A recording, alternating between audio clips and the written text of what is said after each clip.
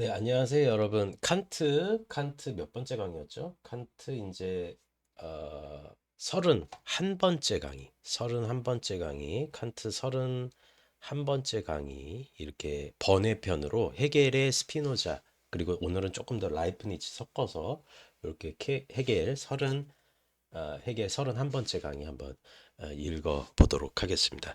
자, 다시 한번 읽어볼게요. 자, 제가 참 좋아하는 문장이어가지고 유출의 문제를 다룬 동양적 관념에서도 절대자는 곧 자기 자신을 밝혀주는 빛으로 간주된다. 그러나 이때 절대자는 단지 자기를 비춰줄 뿐만 아니라 또한 방출하는 것과도 같아서 이러한 절대자의 자기 방출은 바로 그 절대자가 티없는 청명함으로부터 거리를 두고 자기 자신으로부터 멀어져 가는 것을 뜻한다. 자, 이렇게 볼 때 후속적으로 생겨나는 것은 바로 이 후속하는 것을 발생케 하는 선행했던 것보다는 불완전한 것이다. 따라서 이러한 유출 현상은 우연적으로 생기된 하나의 사건으로 간주되고 여기서 우연적이다라는 표현은 해결에게 있어서는 그렇게 긍정적이고 좋은 뉘앙스가 아니에요. 이로써 어느덧 존재로서의 빛마저도 점점 더 어둠 속에 가려지게 되고 소극적 측면을 이루는 밤은 결코 처음에 발산되었던 빛으로 귀환하지 않는 일정한 진행 도상에서의 최종 단계를 맞게 된다. 결과적으로 참 이 표현도 시적인 게 무엇이냐면은 우리가 지금 바라보고 있는 이 환한 어떻게 보면 청명한 이 불빛 밑의 대상들이 우리가 이 대상들을 실은 모르고 있을 수 있다라는 것이죠. 왜냐하면은 빛의 근원 근거로부터 가장 멀리 떨어진 불확실성의 우연성으로 떨어진 것이 지금 이 현 상태라는 것이 해겔의 이런 말의 이 의미가 뉘앙스가 내포되어 있기 때문이죠. 오히려 밤에 오히려 어두운 밤에 그 이 사물 실체로서의 근원 근거가 이 사물 자체에 마련되어 있을 수 있다. 뭐 이런 시적인 뉘앙스도 있겠죠. 어, 위대한 아름다움, Great Beauty라는 영화인데 파올로 소렌티노라는 이탈리아 영화 감독이었던 것 같아요. 그 감독 영화에서 이제 그 주인공이 이탈리아 영화인데 파올로 소렌티노 영화 Great Beauty라는 영화였는데 그 불이 다 꺼진 박물관에 주인공과 이렇게 아마 여자 한 명이 같이 들어가서 이렇게 그 전짓불을 이렇게 비추는 장면이 있거든요. 그때 오히려 더 그 불이 꺼진 상태에 있던 이탈리아의 르네상스 시대, 뭐 고대 그리스, 로마 시대의 그 조각들이 더 살아있는 것처럼 느껴져요. 느낌이. 물론 촬영할 때 굉장히 신중하게 했겠죠. 뭐 진짜 깨지고 이러면 난리 나니까. 그때 오히려 그 어둠 속에 잠겨서 빛을 완전히 조명 라이트를 탁 켰을 때 아니면은 환한 낮일 때 그 예술 조각상을 봤을 때보다 오히려 불이 꺼졌을 때 더 그리고 그 찰나적으로 전짓불이 이렇게 산발적으로 그 조각상들을 이렇게 비췄을 때 오히려 그 조각상들이 더 살아있는 느낌이 나요. 그거는 어떻게 보면은 우리가 이미 우리의 인식 시스템이 어떤 의미에서는 환하게 드러나고 환하게 보여지는 그 사태 자체가 진리가 아닐 수 있다라고 하는 의구심을 우리가 이미 깔고 있는지도 몰라요. 우리가 우리 일상에서 봤을 때도 그냥 불을 끄고 물론 누우셨을 때 잘 주무시는 분들도 계시지만 대부분의 현대인들은 불을 끄고 누웠을 때 잠을 잘 못 자잖아요. 어떨 때 보면은 저는 그냥 반반이에요. 그냥 이게 이렇게 텔레비전이나 뭘 보다가 도저히 못 견뎌서 이렇게 자는 편인데 그렇기 때문에 그냥 저도 누우면 자는 편이겠죠. 근데 이제 조금 못 주무시는 분들이나 저도 그럴 때도 있고요. 못 잘 때도 있고요. 근데 그때 오히려 더 생각이 또렷또렷하는 순간이 있죠.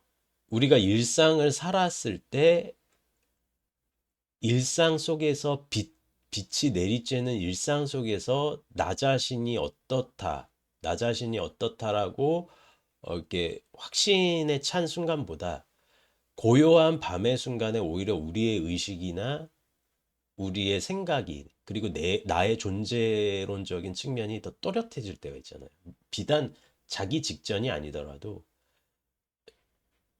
어둠의 순간, 마음의 어둠의 순간이 조금 다다랐을 때 외려 우리의 확실성이 더 느껴진다는 점이죠.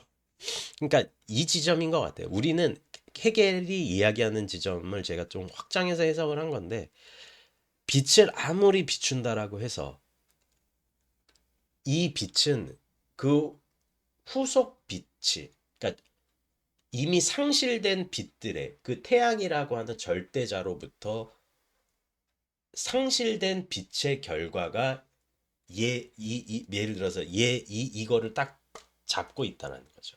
이거를 딱 지향했다는 거죠.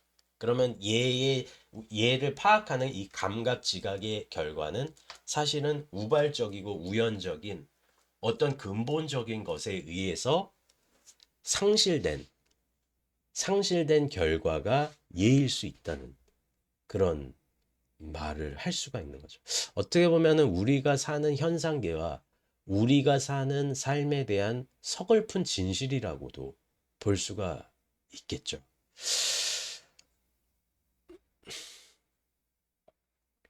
요거 부분을 다시 읽어보면 빛이 가진 대상을 향한 지향성은 최초의 근원적인 형태일 때는 가장 빛나고 명확한 것이다.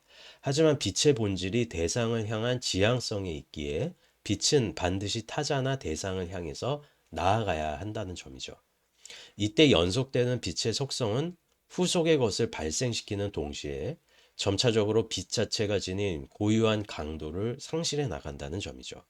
그리고 후속의 빛의 속성 역시도 그 자신의 본원적 근거를 자신보다 전에 발생했던 전자의 빛에 두고 있기에 전자의 빛보다 그 속성이 불완전할 수밖에 없다는 거죠. 우리가 스피노자 철학에서 속성 이야기가 굉장히 많이 나오는데 이게 속성이 스피노자 철학의 속성 개념을 볼 때 우리가 항상 염두에 둘 건 뭐냐면은 예를 들어 소금의 속성은 무엇이다. 설탕의 속성은 무엇이다. 화강암, 현무암, 이런 돌들이나 공기, 물, 액체 이런 것의 속성은 무엇이다라고 이야기를 하잖아요. 그러면 이 속성 자체가 가지고 있는 운동성은 과연 어떻게 설명을 할 거냐는 거예요. 스피노자 철학에서 규정은 곧 부정이고 부정은 곧 규정이다. 이런 명제가 있거든요. 이 명제를 사실은 헤겔이 또 데놀리학에서 굉장히 많이 도용을 해요. 그러니까 도용은 조금 긍정적인 표현은 아니기 때문에 이용을 한다? 이렇게 표현을 할 수도 있겠죠. 이 규정은 부정이다라는 측면은 뭐냐면은 스피노자 철학에서는 그 속성 자체가 예를 들어서 짜다라는 소금의 속성, 달다라고 하는 설탕의 속성 이 자체가 소금의 실체 안으로 안전하게 귀속이 돼요. 그러면은 여기서 스피노자 철학의 약점이 뭐냐면은 그 속성 자체가 가지고 있는 존재론적인 측면에서 약점이 아니라 이건 속성이 가지고 있는 존재론적인 측면에 위계를 나누질 않아요. 스피노자는. 존재로 파악이 되면은 그 속성이 실체로 들어가고 그 실체로 들어간 속성에 개별 속성들의 A라는 속성, B라는 속성, C라는 속성에 있어서의 그 속성들을 실체로 귀속을 시키고 그 실체를 존재론적으로 환원을 하는데 그 존재론적인 환원에 위계를 두지를 않아요. 해겔은 위계를 둬요. 자연이 가장 낮아요. 그리고 그 위에는 뭐다 이렇게 나오거든요. 근데 스피노자는 위계를 두지를 않아요. 대신에 스피노자는 그 존재론적인 환원된 실체의 존재론적인 특성을 신의 내속성으로 귀속시켜 버린다는 얘기예요. 그러면 여기서 중요한 건 뭐냐면은 신이 가지고 있는 귀속된 신은 완전하고 그 완전한 것은 또한 자연의 전체성으로 드러난다라는 지점인데 이 지점에서 과연 운동성은 어떻게 파악을 해야 되냐는 거예요. 존재의 위계가 없다면 소금이라는 존재와 설탕의 존재에 위계가 없다면 과연 여기서 차이는 어떻게 드러나야 하는지에 대해서 스피노자 철학은 조금 약점, 죄송합니다. 목이 메어서 약점을 보여요. 그러면 A라는 존재가 완벽하게 실체로서 딱 됐어.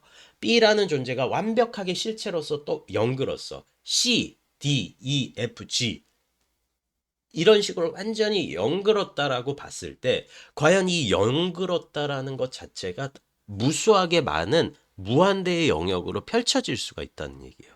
다만 이 무한대의 영역이 어떤 의미에서는 헤겔이 봤을 때는 퇴행적인 자기 반복처럼 보일 수가 있다는 얘기죠. 헤겔은 이 무한대 안에서도 그것을 꺾고 부정적으로 자기 자신을 수립하는 능동적인 에너지가 스피노자 철학에는 없다라고 이야기를 해요. 그냥 무한대로 널브러진, 조금 이것도 표현이 조금 좋지 않은 표현이지만 무한대로 펼쳐진 하나의 대상 세계 일반의 무한대 영역만 있을 뿐이지 그 영역 자체가 어때? 하나의 영글은 개념으로서 자기 자신과 부정적으로 자기 관계하는 능동적인 부정성은 스피노자 철학이 굉장히 많이 부족하다. 이렇게 이야기를 하고 있어요. 헤겔은. 자, 헤겔의 이 비유에는 존재자의 생성이 가진 불완전성과 동시에 스피노자 철학에서 암묵적으로 승인하고 있는 자연과 신의 즉자적 동일성에 대한 비판이 존재한다. 자, 헤겔은 스피노자가 절대적 필연성의 존재로서의 신을 상정하고 신 자신의 현상적 근거를 자연에서 구한 것은 자연의 소멸이 곧 신의 존재에 대한 근본적 상실로 이어질 수 있음을 스피노자가 간과했다고 파악한다. 이것도 사실은 명쾌한 헤겔의 비판이죠. 신 즉 자연, 자연 즉 신이면은 스피노자에 따르면은 이 자연이 가지고 있는 불완전성과 이것이 만약에 소멸한다면 신 자체도 소멸할 수 있다라는 어때? 하나의 모순에 당착하게 된다는 것이죠. 자, 그런데 사실은 자연은 또한 순환하는 것도 사실이잖아요. 이것이 사라진다라고 해서 꽃이 진다라고 해서 꽃 자체가 소멸하는 건 아니죠. 그러면 꽃이 다시 생성을 할 때 우리는 거기서 신적인 차원의 즐거움, 신이 세계를 창조하는 것 같은 어떤 유희를 간접적으로 어때? 경험할 수 있는 거죠. 그러니까 헤겔이 일단은 스피노자를 조금 이제 좀 비판을 하고 있는 거예요. 물론 자연은 순환을 통해서 자신을 회복한다는 의미에서 신의 뜻이 자연 안에서 다시금 소생한다고 볼 수도 있다. 제가 적어놨네요. 하지만 스피노자의 철학에는 왜 자연과 신이 동일해야만 하는지에 대한 내재적 규정이 결여되어 있다. 그냥 왜 같냐고. 왜 같냐고. 왜가 빠졌잖아. 왜 신하고 자연하고 자연하고 신이 왜 같아야 되는데. 그 과정에 대한 설명이 내재적 규정.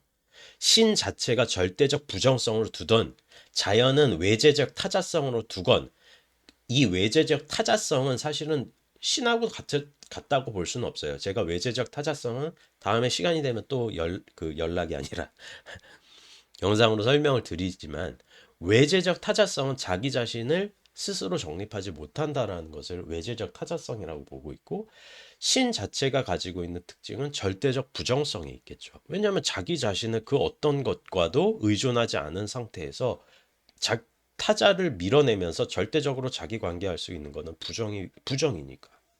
빛과 신에 관련해서 스피노자는 어째서 빛과 신이 타자를 향해서 자신을 유출해야만 하는가에 대한 말도 없다라는 점이에요. 아니 왜 유출을 해야 되는데?